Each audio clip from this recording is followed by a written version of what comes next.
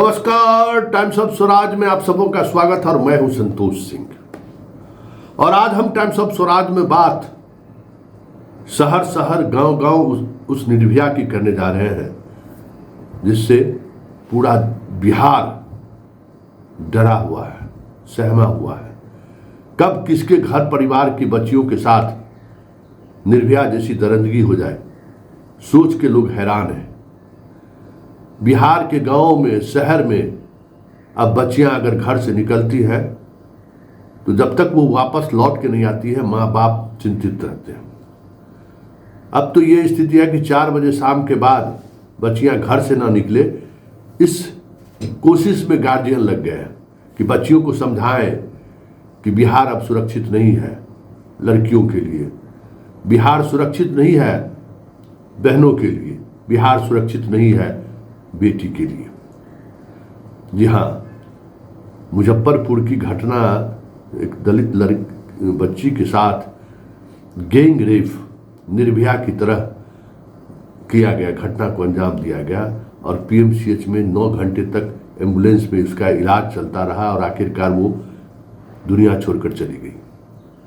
उस घटना को लेकर जिस तरीके की संवेदनहीनता सरकार के स्तर पर देखी जा रही है, वो हैरानी करने वाली बात है। हैरान है हम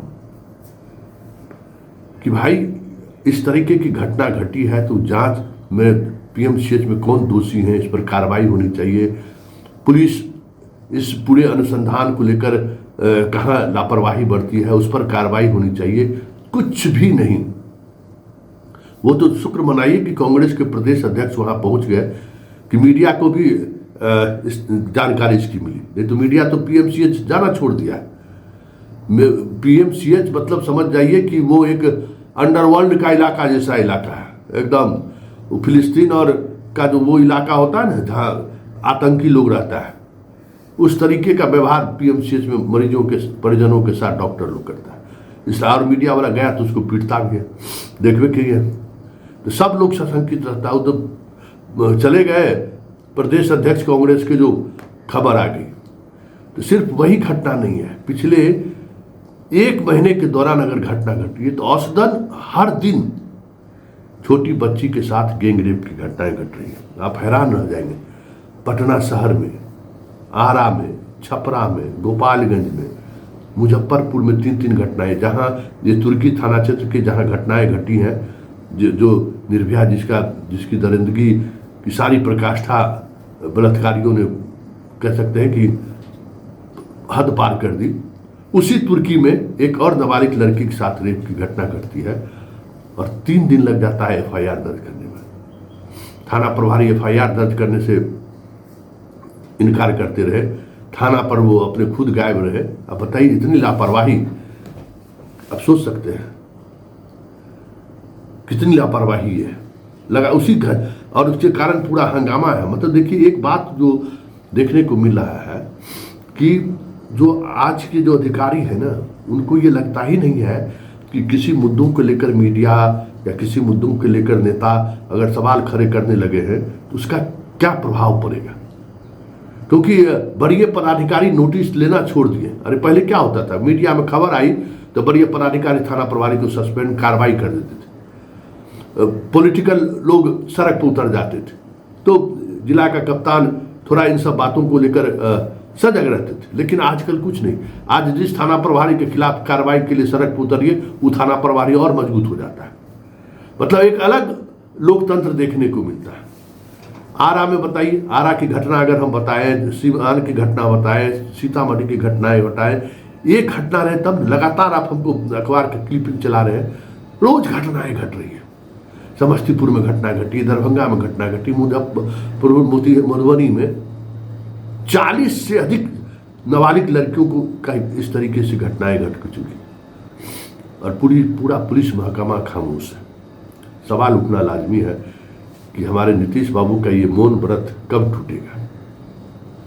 जिस नीतीश को मैं जानता हूं, अगर एक घटना हो जाती थी और उसमें कहीं न कहीं अगर कोई लापरवाही, पीएमसीएच में जो लापरवाही देखने को मिली है, अगर नीतीश कुमार उस स्थिति में, मना स्थिति में होते तो हमें लगता है तभी तक कितने पर कार्रवाई हो गई जाती, चाहे कितना बड़ा आदमी क्यों नहीं हो। नीतीश कुमार में एक बात है था कि अगर बात सामने आ गई तो फिर आप क्या है नहीं है ये इससे मतलब नहीं है। तो आपको लगता है पढ़ते अमृत जी अब चीफ सेक्रेटरी बनिएगा। जरा इस बात को देखिए, डॉक्टर से डर गए तो समझिए मर गए। अब मंगल पांडे का तो कोई बात नहीं, उसका हेल्थ मिनिस्टर रहे या नहीं रहे, उसके होने नहीं होने का कोई मतलब ही नहीं। लेकिन नुकसान तो नीतीश कुमार को हो रहा है। राहुल गांधी का आज का ट्वीट क्या है, डबल इंजन की सरकार कोई सुरक्षित नहीं है बिहार में। और हमें लगता है कि बिहार आने वाले राहुल गांधी हैं तो वो वहाँ जाएंगे ही जाएंगे। प्रदेश अध्यक्ष ने जिस तरीके से माहौल बनाया है बिहार में, एक बात तो है कि कांग्रेस इस तरीके के मुद्दों पर अब लीड लेते हुए दिख रही है। अब दिख रहा है कि कांग्रेस पहले मतलब ये वो कांग्रेस दिख रहा है जिस कांग्रेस की लोग कल्पना नहीं करते थे। लोगों ने भूल गया था कि कांग्रेस कोई पार्टी है, लेकिन पीएमसीएच की उपस्थिति, उनका इस तरीके से ये करना कहीं कहीं दिखा रहा है कि किस तरीके से चीजें चली शुरू हो गई है। सब लोग सक्रिय हो गए हैं कांग्रेस, और उस सक्रियता का लाभ आने वाले समय में कितना मिलेगा कहना मुश्किल है। लेकिन नीतीश बाबू मौन तोड़ गए। ये मौन जो है ना, मतलब आप कह नहीं सकते, ये मौन आपको तोड़ना पड़ेगा, नहीं तो फिर डबल इंजन की सरकार, जंगल राज का मतलब कहते हैं ना कि ये जंगल राज की प्रकाष्ठा की तरफ स्टेट बढ़ रहा है। खुल्लम खुल्ला फायरिंग हो रहा है सड़क पर, देख ही रहे, खुल्लम खुल्ला, जिसको मन हो रहा है जहां मन हो रहा उठा ले रहा है। ये नहीं हो रहा था। ये स्थिति कहीं न कहीं विनय बाबू के भी इस पर सवाल खड़े करने लगे हैं कि विनय बाबू के डीजीपी बनने पर हम लोगों को लगा था कि कुछ बदलाव दिखेगा, लेकिन घटनाएं तो होनी है, उसको कोई रोक नहीं सकता है। लेकिन घटनाओं के बाद जो पुलिस का एक्शन होना चाहिए, वो एक्शन में कोई सुधार नहीं हो, मतलब रिस्पॉन्स टाइम जो है पहले से और बुरी स्थिति में पहुंच गया। ये एक गलत संकेत है विनय बाबू। इसको हमको लगता है आपको चेक एंड बैलेंस बनाने की जरूरत होगी। रिस्पॉन्स टाइम आपके हाथ में है, आप उसको बदल सकते हैं। तुर्की का जो थानेदार है उस पर जरा देखिए कि वो किस तरीके से काम कर रहा है। हमें लगता है कि उस पर एक्शन होना चाहिए। केस लेने में विलंब कर रहा, और रेप जैसे संवेदनशील मामले में मुजफ्फरपुर की सबसे ज़्यादा घटनाएं मुजफ्फरपुर में घट रही हैं। अभी लीची का समय है, लोग अधिकांश लोग बगीचा वगैरह में छोटी छोटी बच्चियां लीची चुनने के लिए जाती हैं। आम का भी समय है, छोटी छोटी बच्चियां आम चुनने के लिए जाती है। इस समय में ग्रामीण इलाके में इस तरह की घटनाएं काफ़ी घटती है। तो ये उसको चेक कैसे करे, कार्रवाई कैसे करे, स्थानीय प्रशासन का इन्वॉल्वमेंट और क्या हो सकता है, मुखिया सरपंच का क्या इन्वॉल्वमेंट हो सकता है, ये सारी चीज़ें हमें लगता है कि कवायद करनी चाहिए।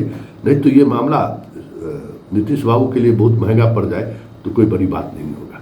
क्योंकि जिस तरीके से राहुल ने इस घटना को लिया है, तय है कि राहुल तुर्की जाएंगे और ये मामला बढ़ेगा। लगातार कल रंजिता रंजन और महिला कांग्रेस के लोगों ने भी प्रेस कॉन्फ्रेंस किया है, लगातार अटैक कर रही है सरकार पर, डबल इंजन की सरकार पर। तो ये आने वाले समय में नीतीश की सेहत के लिए तो सही नहीं है, समस्याएं खड़ी हो सकती है, और ऐसे में मुश्किल होगा। 2025 का चुनाव बहुत आसान नहीं होगा।